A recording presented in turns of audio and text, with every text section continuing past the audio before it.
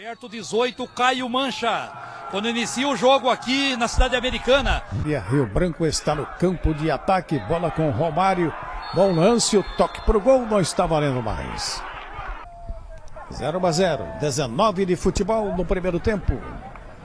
A Rede Vida está na cidade de Americana. Falhou ali a zaga do Guarani. Vem Fernando, invadiu a área. Vai bater, bateu fraco. Olha a cabeçada e o gol! Gol do Rio Branco Esporte Clube. Levanta Fumagalli, lance é bom, a cabeçada vai pela linha de fundo. Bom toque de cabeça. Levantamento na porta do gol, o goleiro rebateu, mas o jogo está parado. Deu falta de ataque do Nunes, Fabrini. Ele fica aí discutindo com o árbitro, dizendo que não houve empurrão, mas o árbitro não... Levantamento do Bruno, subiu o goleiro, nada pegou e o Nunes também passou pela bola. O Rio Branco com o zagueiro Emerson. Opa, foi derrubado. E vai ter expulsão. Fumagalli, mais uma falta do Fumagalli e não teve jeito dessa vez. O árbitro meteu o cartão amarelo para ele. Falta cometida por trás do Fumagalli, é falta para cartão. O Fumagalli vai conversar com o árbitro. O resto não ajuda. Olha a batida pro gol, Neneca bateu roupa e o gol! Gol da equipe do Rio Branco que não valeu. O assistente já está com a bandeira levantada.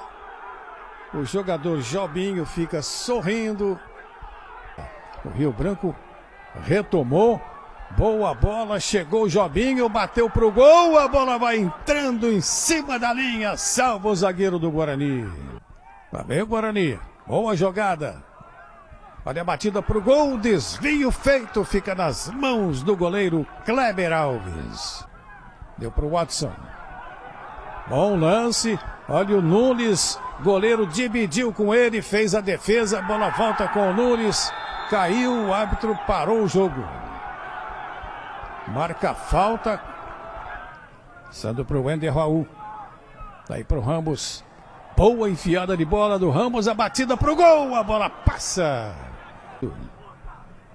Bom passe do Fernando. Olha a boa jogada.